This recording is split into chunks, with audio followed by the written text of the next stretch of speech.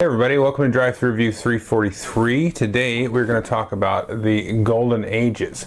This is recently published from Quined Games. It plays 2 to 4 players and it is very much a Euro civilization game. So this is going to take you from prehistoric times into modern times, but in a very easy to digest, streamlined Euro style. It takes about 90 minutes. Like I said, it plays 2 to 4 players.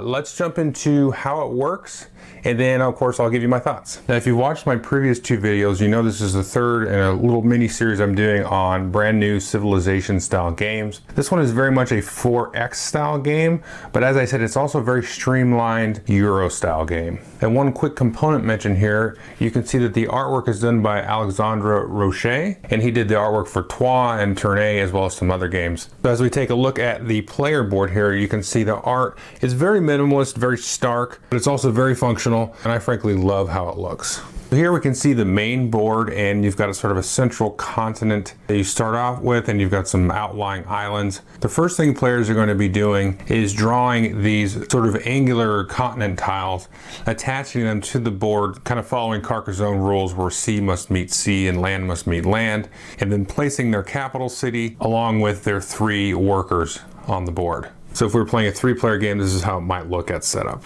Players will also get 4 leader cards, 1 for each round of the game. And you can see here, these go with the different time periods, with the latest in this case being the Statue of Liberty. But you'll randomly deal cards from each era to each player, so you're going to get a different configuration every time you play. You can see this era 1 leader, for example, is Persia. And for the first round, each player will just take their leader from the first era and put it face up in front of them. Each of these is going to grant a special ability, which in Persia's case allows us to unlock the second level travel ability, the carriage. And any technologies that you unlock, you're going to remove the cube from them if there is one, and then take and put it face down off the side of the board. And then you'll take and put the cube in the cube supply, and these cubes act as your cities when you put them out onto the map. Each player will start with 3 gold, and then each player is going to be dealt a future technology card, and these act as a hidden goal that you will reveal at the end of the game. And for example, this one says if you control the most food resources, you're going to get an additional 8 points. Finally, there's a couple of decks of cards that we'll need to set up. You can see there's some different stacks for the different eras, so let's go through each of these really quickly.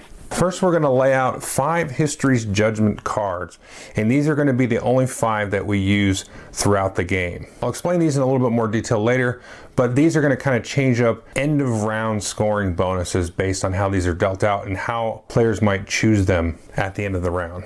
Next, we're going to deal out all of the wonders from the first era, and then at the beginning of each round subsequent we'll deal out wonders. And then based on the number of players, we'll also deal out a certain number of buildings that can be built for each round. Now the first thing you're going to do each round is look at the leader cards that you have in your hand. You're going to look at the leader for the current era. So if our era 2 leader was Arabia that we see here, we would then have to decide if we want to keep our current leader from era 1 or replace that leader with our Arabian leader. Now there's 2 things to keep in mind. One is the special ability you're going to get from the leader. In this case, it allows us to immediately get $4, and then it'll also allow us to build buildings without using a worker, which I'll explain more in a minute. But we also want to look at the number in the upper right hand corner. The leader with the lowest number is going to be the first player every round, and then it just goes clockwise around the table here. So you're going to decide which leader to put out, and then players will choose one of the land tiles from the stack and then add it to the board. And then at that time they have a decision to make. They can take and move their capital city along with any workers that are in the same space as the capital city, and then place it somewhere on that tile. So you can do that every round. You'll choose a leader or keep the leader that you had, put out a new continent tile, and then choose to move your city, and then you go into rounds after round of players taking different actions, which I'll show you in a second. The cool thing about this is as you place these tiles, first of all, it really kind of looks like Earth, and you can actually organize them to map out Earth if you really wanted to, but it has a very sort of natural, realistic feel to it. And the other thing is the ability to kind of migrate your capital city and set up a new base of operations. So some of the tile screw that you get in some of the other 4X style games isn't as prevalent here at all. So that's a pretty cool aspect. So on the lower right hand side of the player board, we can see there's 8 possible actions. Now there's 4 possible actions you can see here that require the use of one of your workers, and there's also 4 possible actions that don't actually require using a worker. So let's go through each of these. The first action here is actually just moving a colonist, and the number of spaces a colonist can move is equal to how far you've progressed through your movement technologies. And remember, now we have the ability to move 2 spaces because we had Persia and immediately unlocked that technology. So let's say we wanted to move out here to where there's some stone. We'll lay down our worker to show that he's been used for the round. And then if we want, in this same action, we can go ahead and develop a city, basically putting one of our cubes out onto the spot. Now there's a couple of consequences of doing this. If we take a look at our first column of technology, let's just go over that very quickly. So of course we've got the first technology, which is just basic movement, but again, we've unlocked a better movement already. The next technology down is hunting, which means if we were to control an animal space, we'd immediately generate 1 gold. But as you can see here, this is a stone space, so we're not going to get that. This next technology is fire, which allows us to have 1 building in our first building slot. Finally, the last technology that everybody starts with is barter, which means when you put a cube out on the board, you generate $1. Now, if we had unlocked this metallurgy technology, we would have received $1 because once that's unlocked and you take control of a stone area, then you will get $1. But I'll explain how to unlock technologies in just a second. The next action that you can do is Artistry. And from here, you'll take one of your workers and lay it down on this tile here. This is known as the Agora.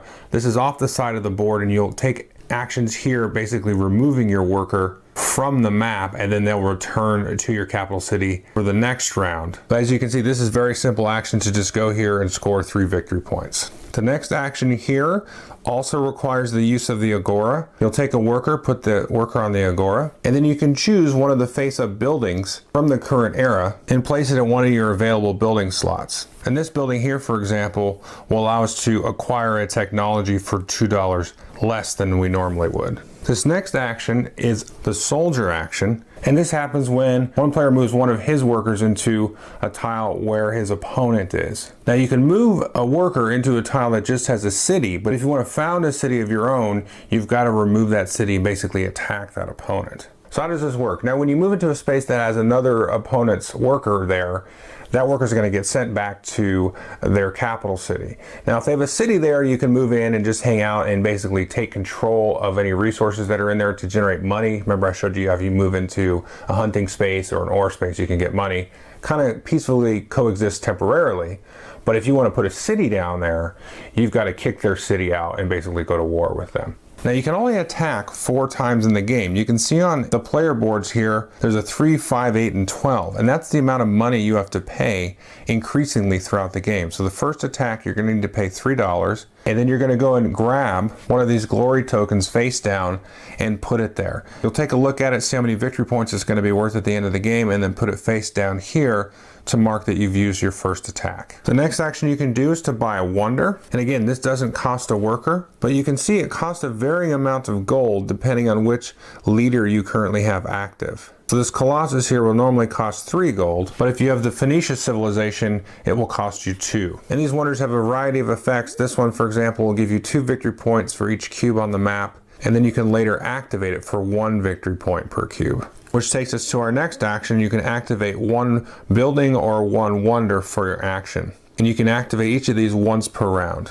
The next action is to advance in technology. And here you can see in the upper left hand corner of each of the technology tiles is a dollar amount. And so you've got to pay that dollar amount and then pull the technology tile off the board. Now if we look here at an example 4th level technology, this one is called genetics. You can see on the lower left hand corner, you'll actually score 2 victory points for each food region that you control at the time of acquiring this technology. And this technology will actually let you build buildings without sending a worker to the Agora. It's also worth noting that as you unlock higher technologies, you'll flip these over, put them by your board, and these are going to score you extra points at the end of the game. Now the last thing you can do on your turn is start a golden age. And what you'll do is you flip your capital city over to show the $2 side. And then you'll choose one of the 5 face-up judgment cards. For example, I may choose this one, and this is going to show how many points you're going to score per item displayed at the end of this round. Now the other cool thing about going into a golden age, as I showed you, you flip over the capital city and it's displaying the $2 symbol. So every time it comes back around to me and I would have a turn, I'm just going to collect $2. So as long as somebody takes a turn, then I'm going to start collecting more and more money. And this is an interesting thing you can do, because if you're really set up to maybe score one of those judgment cards and you're in pretty good shape, you're not too worried about getting attacked possibly, then you can kind of cut around a little bit short and generate a lot of money for yourself. Not a lot, but a good amount of money, and then kind of parlay that into the next round where you've got a little bit, maybe a money advantage on the other players. Now, that's pretty much the gist of the game. You can see it's really streamlined. I mean, you can do real basic stuff. Move over here, get some gold for the resource I collected. Now I've got some gold, so I'm going to upgrade some technology. Now the technologies are going to allow me to do cooler and cooler things. So you maybe get technologies that increase the amount of money you get for putting cubes on the board, or getting certain resources, or increase the amount of cubes that you put out at once. After a while, you're going to get a technology that allows you to put 2 cubes at once when you create a city. And then, the level 4 technologies give you all kinds of cool stuff. They score your points immediately, allow you to attack other players, basically from anywhere on the board, all kinds of cool stuff, allow you to move more. So you're going to be kind of looking at that and trying to really optimize in a very Euro fashion. Like, okay, if I grab this wonder, well, Billy might get it first. So if I grab this building, that's going to give me a little of a discount. I can see I've got a little bit of an area here. I can get a couple of different resources. That's going to work well with this maybe end of round bonus. But if I don't end the round sooner than Billy, he's probably going to want to score that one, which I'm like not even invested in at all. So it's very optimizing driven, but it still feels very Civ-like because you've got a lot of variability here. I mean, the buildings are going to be pretty much the same every game, but you're going to get different leaders. You're going to get different bonus cards. The tiles are going to come out a little bit differently.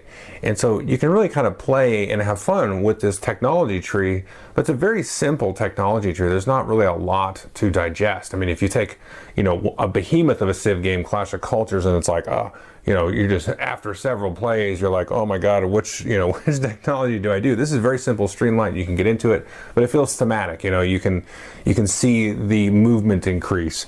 You can see, the amount of money that you generate increase, and all the cool different special. You unlock different building slots. So now you've got 3 extra actions that you can do based on these buildings that you've acquired. But you've got to be very efficient, with the 3 workers that you use, because that's all you get. You don't get any more. And so if you take one off the map, he's off the map. He'll come back to the capital city later, but that's one guy less that you have out there to maybe go and re-snag a location or something that somebody took from you. But I like the attacking as well. I think, most hardcore Euro folks aren't big into direct attacking.